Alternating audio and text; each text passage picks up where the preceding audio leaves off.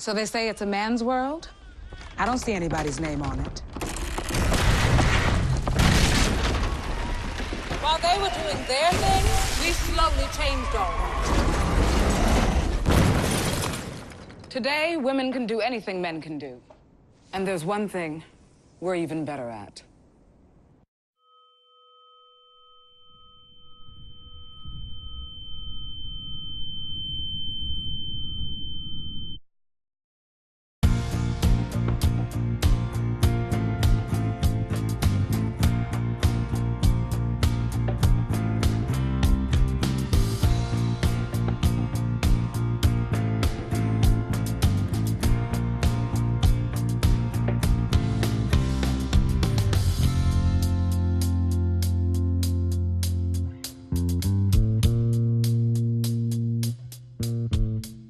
Hello, Cleveland. I'm Errol Porter, and I got a chance to sit down with Cleveland's own Philly Weeden to talk about his journey to becoming an award-winning author and playwright and going from fitness center janitor to fitness center guru. I got a job at Bally Total Fitness, and I needed a job, and I filled out the application, and they said, we're hiring for a porter. And I was like, cool, you know? And he's like, you know what a porter is? I said, no. He was like, it's a janitor. So, you know, now I'm faced with the decision of my pride, you know, or get a job. And of course I had to get a job. So I was like, okay, you know, I don't know nobody here. They don't know me. You know, I'm in this club where it's supposed to be top of the elite or people, you know, like they don't know me, you know, so I don't mind cleaning toilets and mopping floors, and it's a humbling job, you know what I'm saying? It's a very humbling job. So I did that, and of course, maybe a couple weeks later, the receptionist called off. And the general manager for me decided, say, hey, can you answer the phones for us? I was like, yeah, you know, they went to say they had a script, you know, taped up on by the phone. And I answered the phone, welcome to Bally Total Fitness, this is Philippe, how can I help you? You know, and I did that for that day. And then, you know, of course, the same lady called off again the next night, had me on the phones. And I was cool with it because I wasn't mopping and sweeping floors. So I did that, and you know, by me not, my work ethic is so tough. I don't believe in calling off. I don't believe in anything. If I'm able to breathe, if I can walk, I'm going to where I need to go. And I'll worry about the particulars later. So I never called off, and I was always at work, on time, catching the 14, catching the bus, you know, up and down. And I just progressed from, you know, within the company, from porter to receptionist to pro shop, you know, a pro shop attendee. From there, they put me in classes through Bally Total Fitness School, personal training. From personal training, I was operations manager, you know, handling the funds and handling how the operation works, meeting quotas and calling in on the phone with different managers, figure out how we gonna, you know, handle things. From there to junior district manager, you know, all this at 18, 19 years old. And the reason why I quit is because the general manager put me to the side and was like, hey man, you about to make 6 figures. You don't need to go to college. And I was like, I mean, but I'm going to college. He's like, you could make a lot of money without, he said, just imagine the time that you put in, because when I was going up to operations manager, they didn't tell me, but I needed to work 9 to 9. Right. So of course, I can't go to school. So he gave me the option, you know, what you want to do. And at that time, I just got married, 21, I just turned 21. I was getting married and talked to her. And of course, you know, she was like, do it, you know. So I dropped out of college and started doing that. And, you know, I did that for years. You know, I even joined a team of managers where we go to locations that are being built in Bally's, you know, Pittsburgh. We went down to lower Ohio, you know, Dayton area, just getting these startup Bally's going, you know, and training the other managers on how to get it, you know, because they grabbed the top managers around the area who had hit their numbers every month. So I was a part of that team, and you know, it was great, you know. And then after that, that's when arena football first started up, and it was in the paper. Wife pulled me to the side, was like, hey, I know you got football dreams, you know, this might be an opportunity. And I was like, I ain't played football in forever. Right. You know, so I got a hold of a local trainer here who handles athletes, you know, and did that. So after football, you know, relationship issues with the wife. And so that prompted, you know, of course I didn't know what to do. I'm young, you know what I'm saying, 23 years old, 24 years old.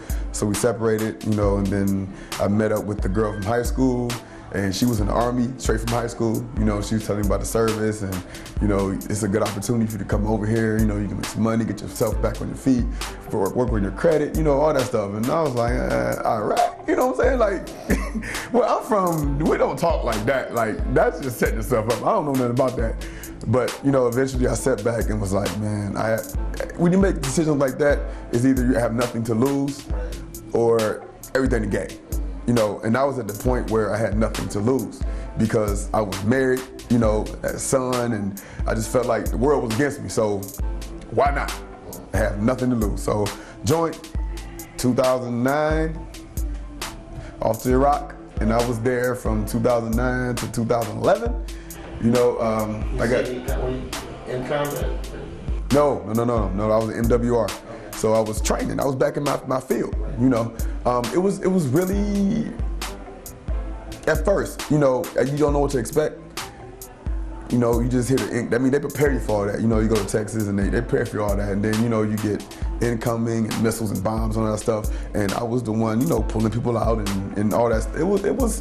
It was tough at first, you know, because I didn't know how to adjust. City boy, you know, and all of a sudden I wake up and I'm in the middle of war, you know, so to pull people out, you know, and I got used to that. You know, it's like being here, you get used to sirens and things like that. Over there, you get used to bombs and guns and you know, stuff going off. So I got used to that. When I came back home for vacation, we get vacation every 3 months. You know, I missed the first one because I wasn't looking forward to coming back home, you know, and so I was here. So I was over there for like 6 months, 7 months, and grew my beard out, and it was like down here, you know, and it was, my mindset adjusted. Here, when I was here, I wasn't a man, you know. I mean, I wasn't a man. I had my mother, I had my family, you know, girls, you know, and when I was here, I was able to run away from responsibility, run away from situations, not address them, you know, as I should. But being over there taught me a whole, just being in that surrounding, you know, I was taught to man up. You know, I can't run. I can't run. This is a situation I'm faced. I need to handle it right here now. If I don't, then it could be worse later. You know, so I developed that mindset of seriousness of people's time, of my time, of life, period. I love being over there, you know, and when I came back home, I brought those principles back here with me.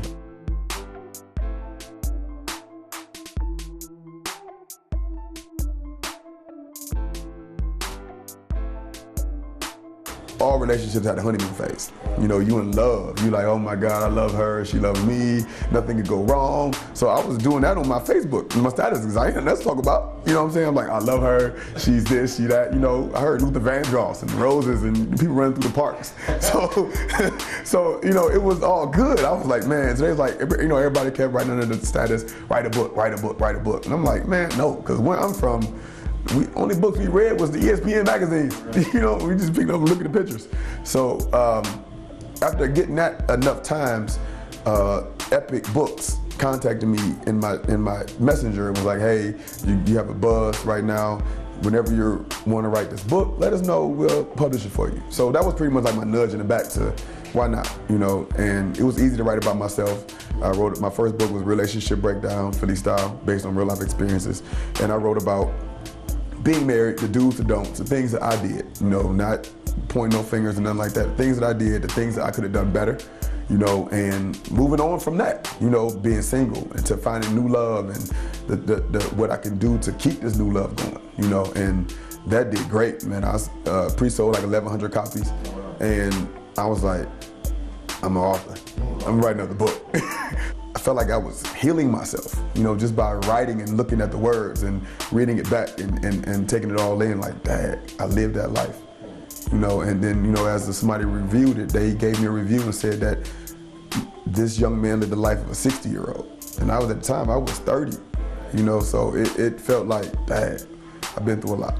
After the buzz of the books, I got contacted by a former high school friend of mine.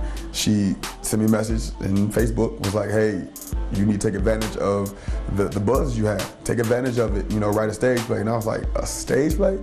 Nah, I never wrote a stage play. They're like, you never wrote a book either. And I was like, so I did it, and the rest is really much history, man. Like, my first time doing it, I was like, I'm going down to the Playhouse. No, I just wrote it. Yeah, I just wrote it. I said, I'm going to the Playhouse. Called the Playhouse, and I told them, I was like, hey, I want to do a stage play there. How much is, the cost to rent the venue? They was like, have you ever did a stage play? I said, no. They said, have you ever acted? I said, no. They said, and you want to do a stage play here? And I said, yeah. They was like, hold on 1 second. Skip community theater. right.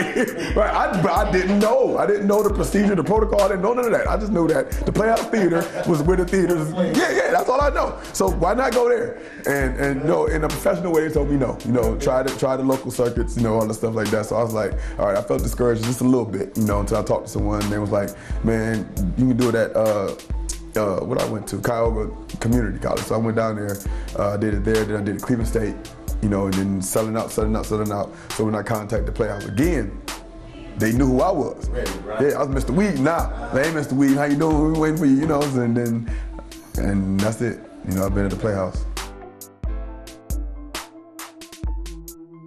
My brother just started being a personal trainer, Cater to You Fitness, and he contacted me and was like, hey bro, I want to open up a gym when you come back. Yes, he said I want to open up a gym when you come back. And I was like, nah, man. He's like, no, I'm serious. I really want to do this. So I was like, all right. So when we hooked the phone up, I got on the computer and I started looking up machines, equipment, all that stuff. And I'm printing it, I got this folder. I still have the folder to this day at my house. And it's this thick of everything, for the gym. And when we came back home, he did exactly what he said he was gonna do. He found a location, which is here.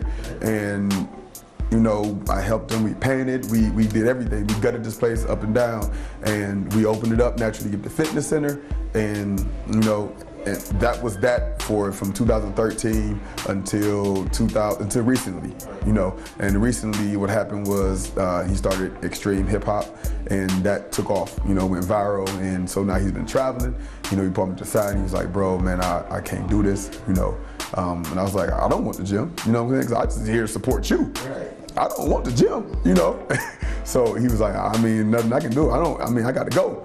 So, I stepped back, and then now my body's intuition kicked back in, of starting up a gym, on the business side of it.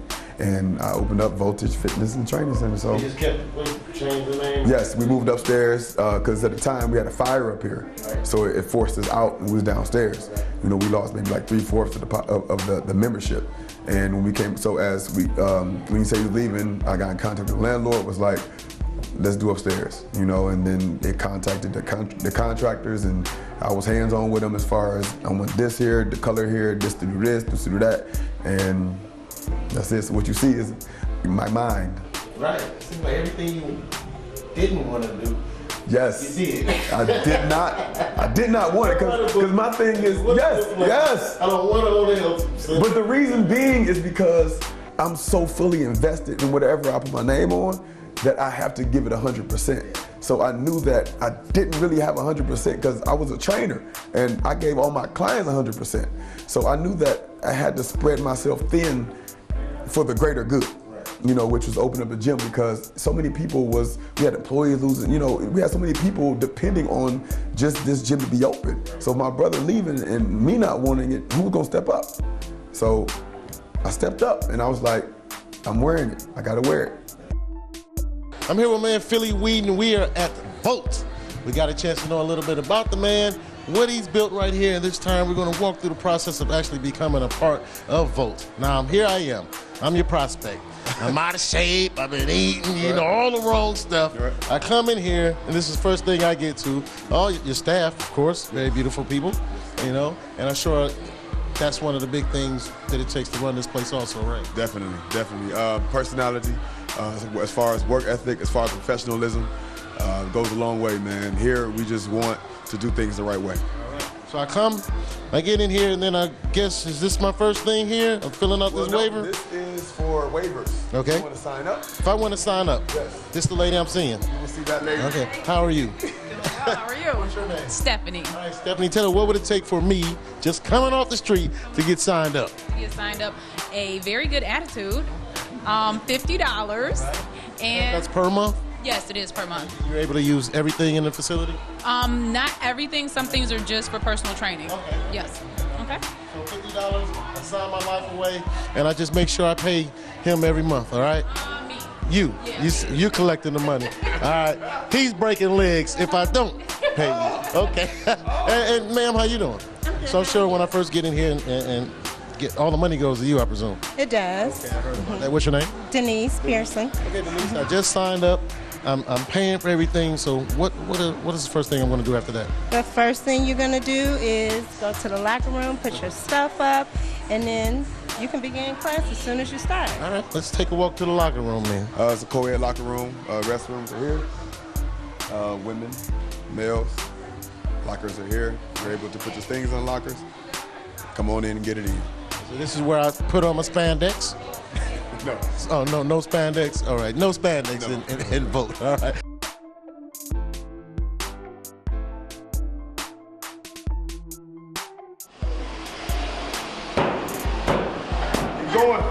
Keep going. I saw people getting beat on. Would you explain this to me? Well, what I was doing was helping them to toughen up their core. Okay. You know, helping them use their stomach, tighten up their abs. You know, not everybody do it. You know, again, you have trainers who are afraid to push their clients to the limit. Right. I'm not. Okay. I saw a couple of people that looked angry, like they weren't coming back. And they'll be here tomorrow. They'll be here tomorrow. We're doing a leg extension right now. We're working on his quads. Well, I just got here today, and they putting me through it, man. It's leg day, you know, but we're going to have some fun as the night goes on. So Is she tough on you? she can be tough. She can be tough. Don't let that smile fool you, you know. But, you know, I don't mind because that means she care. You know, if she just lets you do whatever you want to do, then, you know, you can do that at home. So you come here to go over, above, and beyond. Right now, she's working on her rear delts. She's keeping her elbows high so that she can do that. Now, what is this machine called she's on now? This is the cable machine. Okay. All right. Elbows high, elbows high. They call this particular area the playground, but they mean business. All right, I think we found out everything there is to know about Philly Weeden, how he got to this point, and what it takes to build a place like this. Now it's time to do one thing, get our workout on.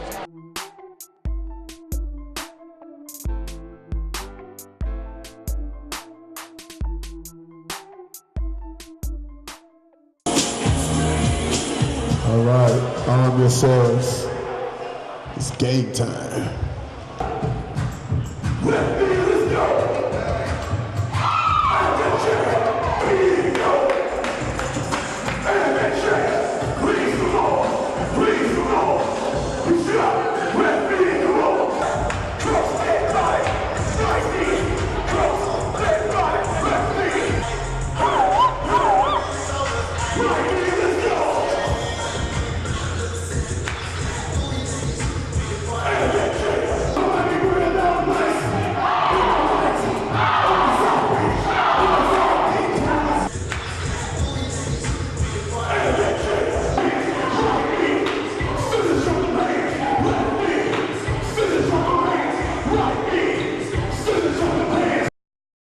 I'm excited to see what's next on the horizon for Philly Weeden and how much voltage he will keep producing. I'm Errol Porter, reporting for TV 20. We are Cleveland.